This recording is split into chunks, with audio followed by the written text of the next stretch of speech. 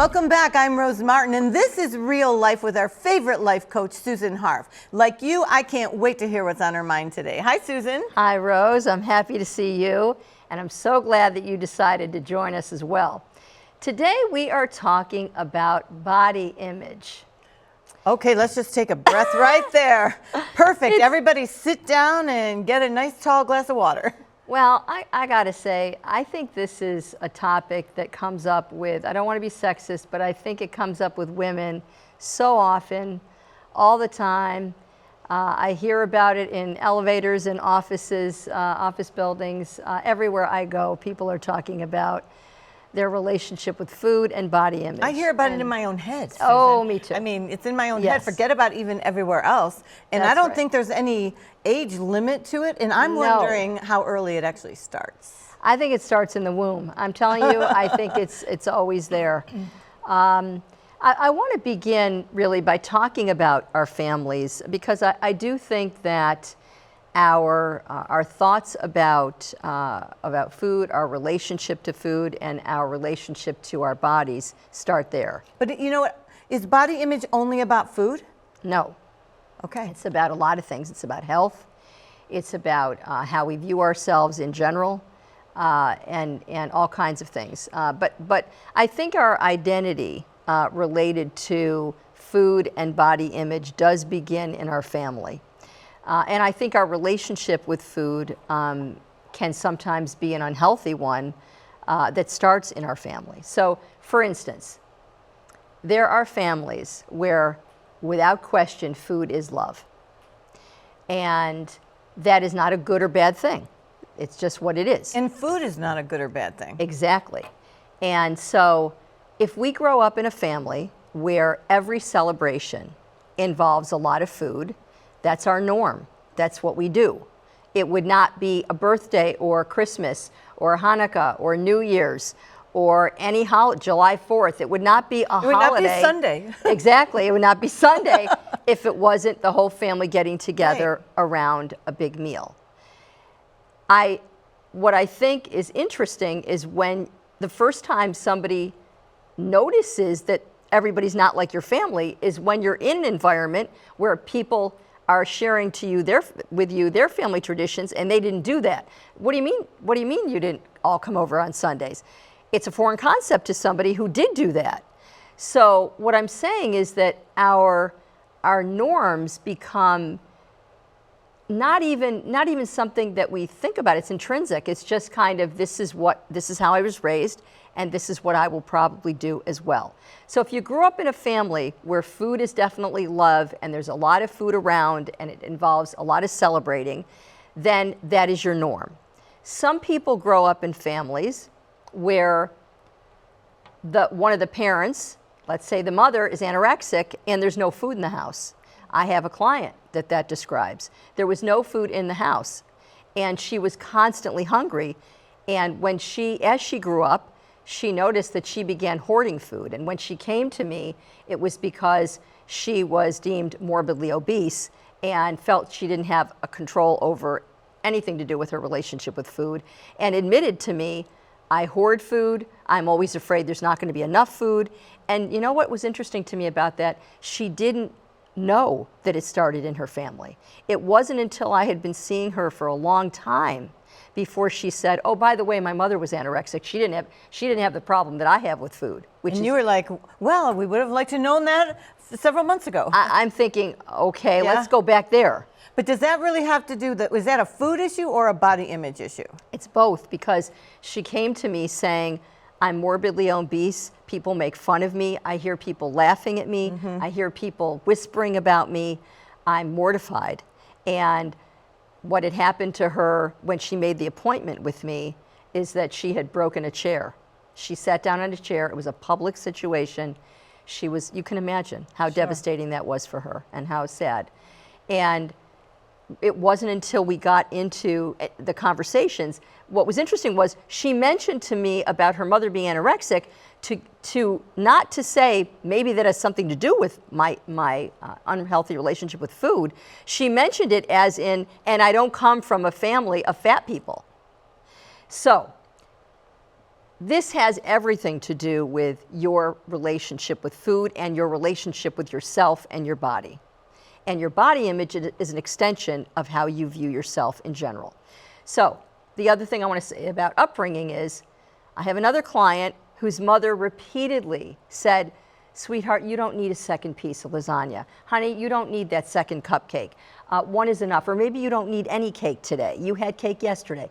Constantly monitoring the child's eating. And if anybody thinks that's going to be the route to happiness, you're wrong.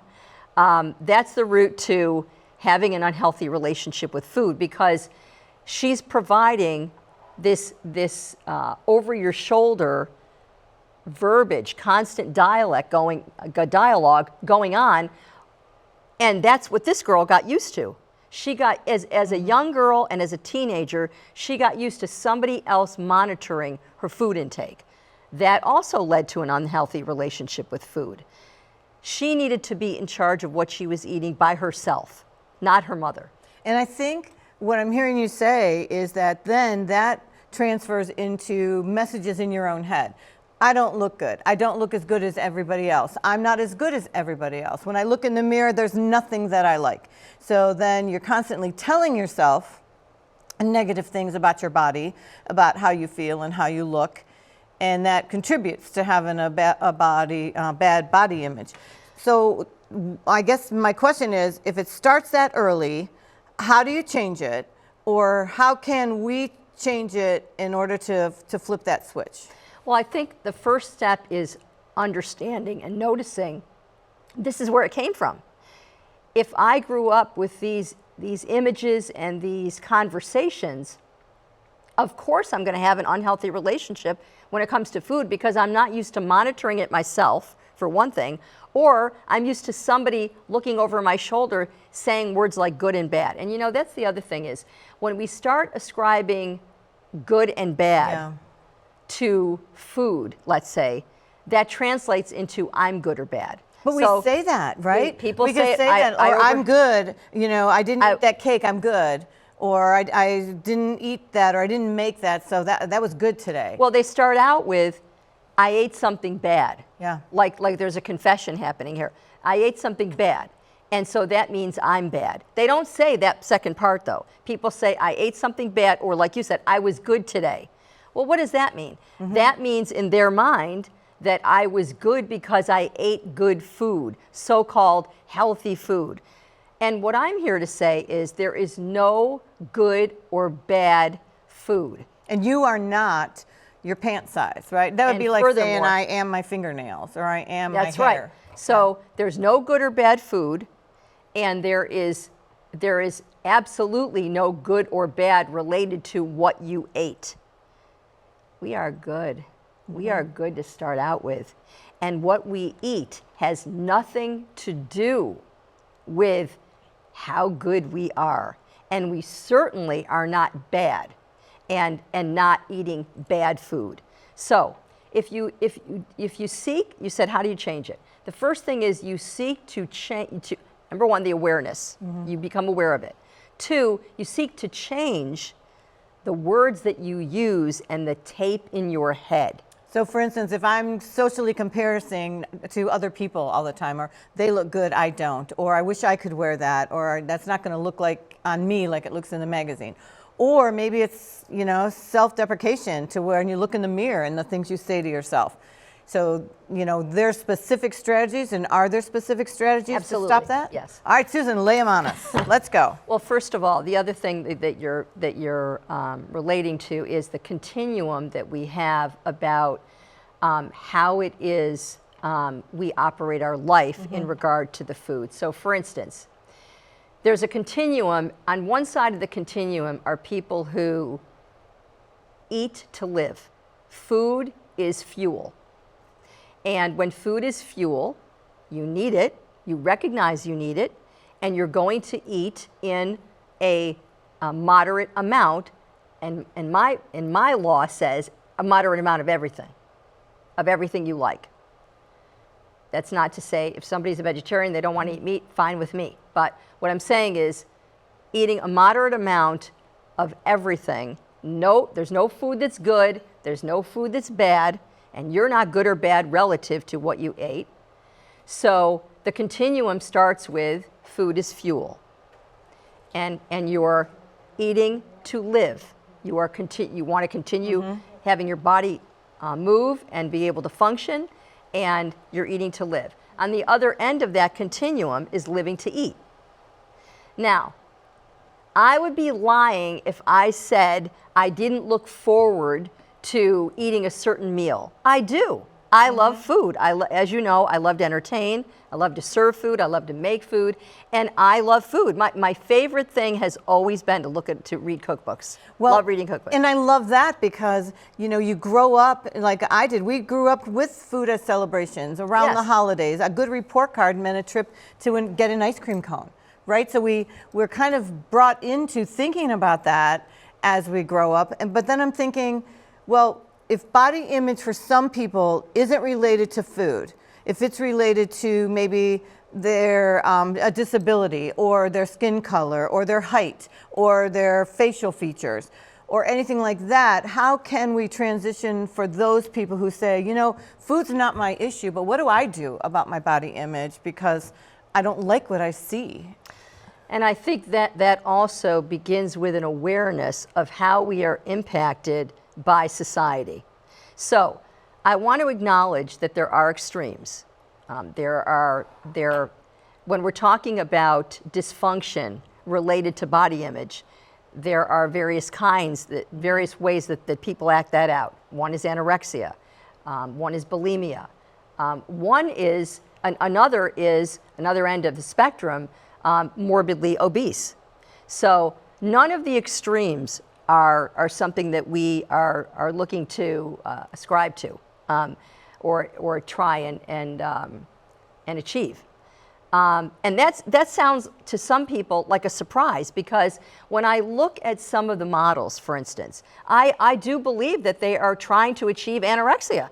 I mean, some of these models look absolutely sick, physically ill. And some of the things on social media aren't even real. Exactly. By using filters and whatever, that Photoshop that, I think if people are looking to compare themselves to what they see in print or on social media, that's not realistic either. Yes, so I think one of the things that we need to acknowledge, and this helps us with our body image, is that we need to be in charge of how we feel about our bodies and about how we look. And we cannot look to others, whether it was our mothers who said you're fat, or you don't need this, or insinuated those kinds of messages, or whether it's society and social media. Social media has been the culprit. As you know, I'm not a big fan of social media, and the reason is of all the dishonesty out there. Social media has been the culprit of teenage girls trying to commit suicide because they didn't fit in with what they perceived to be the ultimate body. And there are some cultures for whom thinness is not only not a virtue, it's looked upon as a bad thing. There are many cultures which value Zoftic women. Look at ancient art. And, right? Exactly. Yeah. And I say women because definitely men have body image issues. There's no question about that. I've had several clients who did. But I hear this so more often from women, the issue of trying to compare their bodies to other people. And I get so sad because everyone needs to evaluate how they feel inside. I'm also not saying that how you look to yourself is unimportant. And the reason I don't is because I think that it's a metaphor. I think that our body image is a metaphor for our self-image. So we just said about society and the messages that we give each other. I don't think there's anything wrong with trying to be your best self, and if it's important to you to look your best, but that does not translate into I've got to be the thinnest or I have to fit into a certain size for somebody else's idea of what looks good. I personally don't think that people who look like they are one step away from death look good. Are you also saying that instead of complaining about a feature or a part of your body, let's say, find something good, like I like my eyes, or instead of saying my arms are fat, say my arms are really strong. I can lift this, or I can walk, or my body is giving me the strength that it needs to be strong and healthy, so I want to give that back. Exactly, yes. And I also think that we need to transfer the conversation to be about health and about fitness, because I'm not saying that I think that morbidly obese is going to allow you to live a long life. I don't. But I do think that moderation is the key word here. I don't think that we need to be twiggy. In fact, I happen to find that repulsive. I don't want people to be morbidly obese to the point where they are altering their lifespan. But I do think that moderation is the key when it comes to how we view food, how we do our fitness, what we think about health. And the fact is that doctors have said that it is much healthier to stay at a consistent weight, which may be a little more than even the doctor has said. Sometimes they have said, okay, I want you to, they say to the person, I want you to lose 5 pounds or 10 pounds. But moderation is better. It's better to remain a consistent weight than to be up and down your whole life. And in fact, I've heard many doctors say that that is not what they advocate, because when you're constantly gaining and losing, you're putting your body in a tumultuous state. And what a stress to always be on a diet, right? So diet versus self-care, and maybe self-care is taking all of the restrictions almost away to say, I'm not on this diet or that diet or this diet. Instead, I'm going to take care of my body. I'm going to push my body a little bit to be stronger and healthier and maybe less snacking, but without a lot of other restrictions. So you don't see self-care as being on a particular plan, or do you? I think whatever helps somebody be moderate is what they should do. I don't think one thing works for everybody.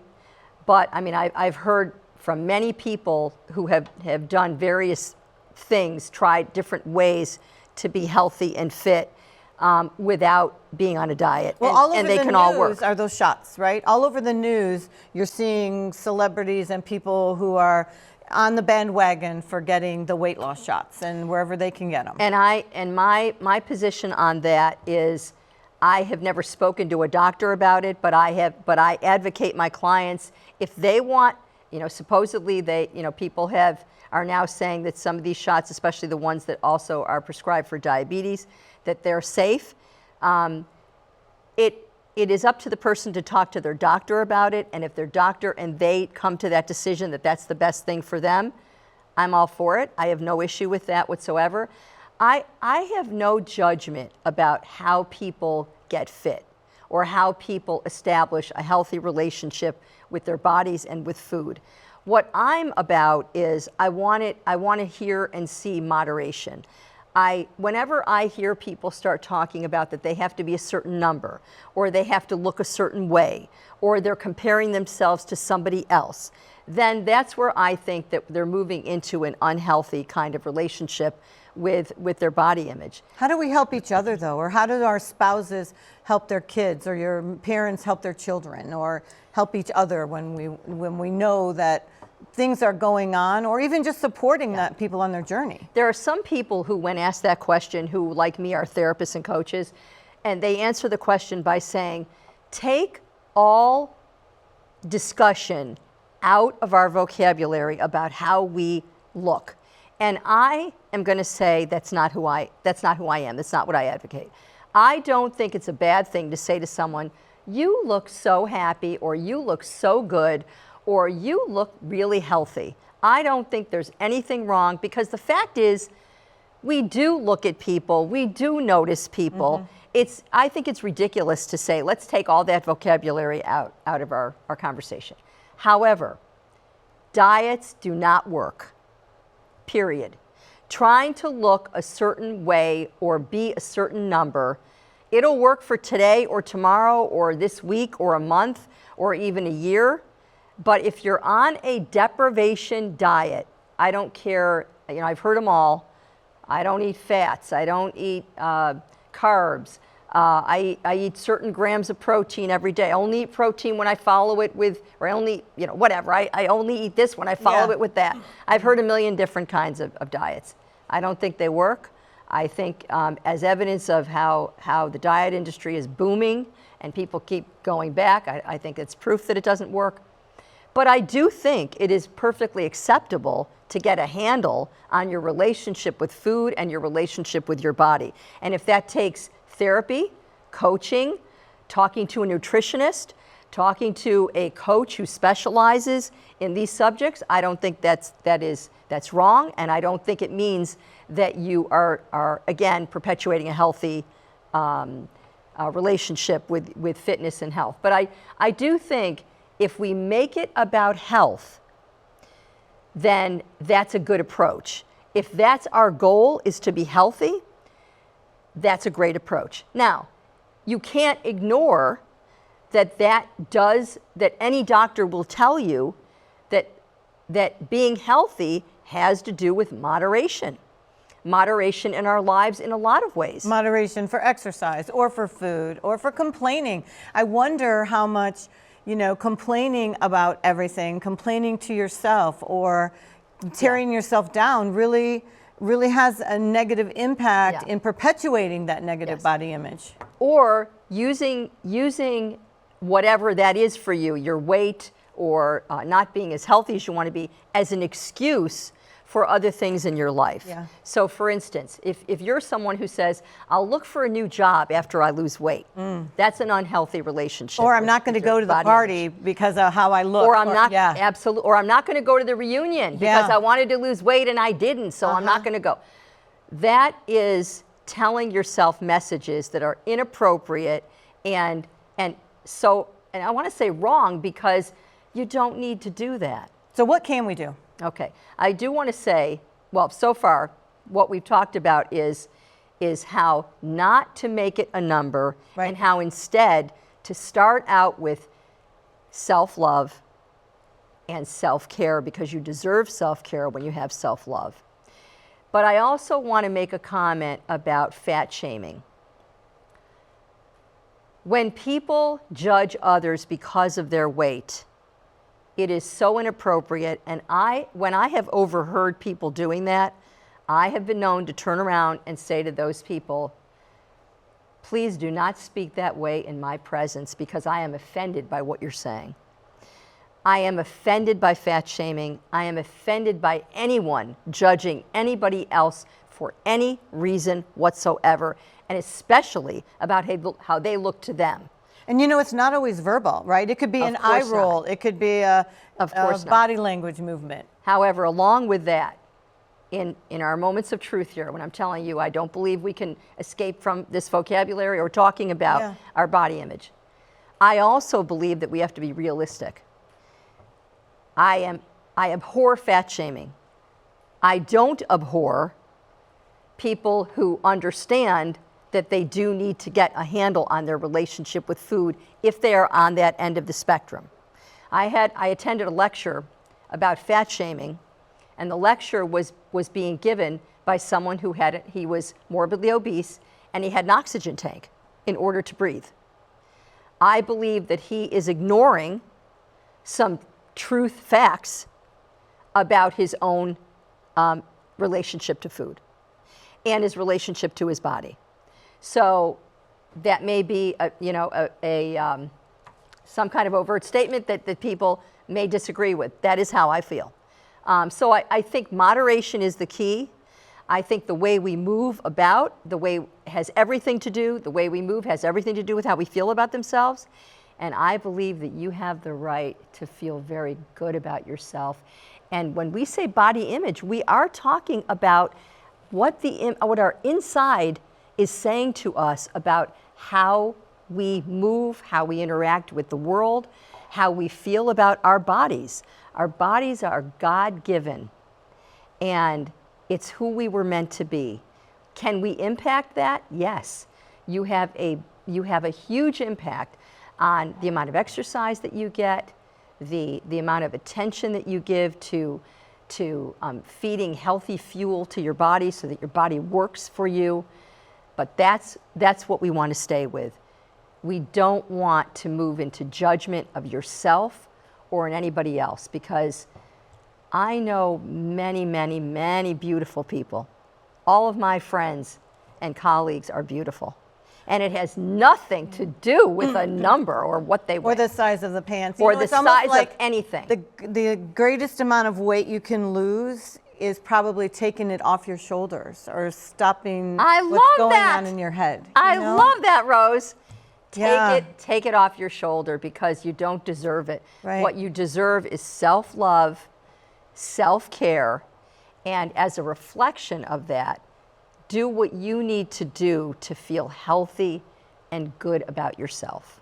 And I think, you know, if we do it every day, if we do it every minute, or when you can catch your mind looking in the mirror, saying something, doing a comparison, stop yourself and come up with something good, and to say, you know, it's okay. There's not a good or a bad, right? And I Stop don't think the mirror, conversation in your head. truthfully, the mirror is no answer to anything. And let's I don't just even- throw away yeah. the scale. The You scale know- and the mirror really aren't an answer for anything. To be I honest, agree. I very rarely look in a mirror, and And we've just decided there's no more need for a scale. So there we go. There you go. Susan, thanks so much. For Real Life, I'm Rose Martin. It's been a great show. Thanks for watching. We'll see you next time.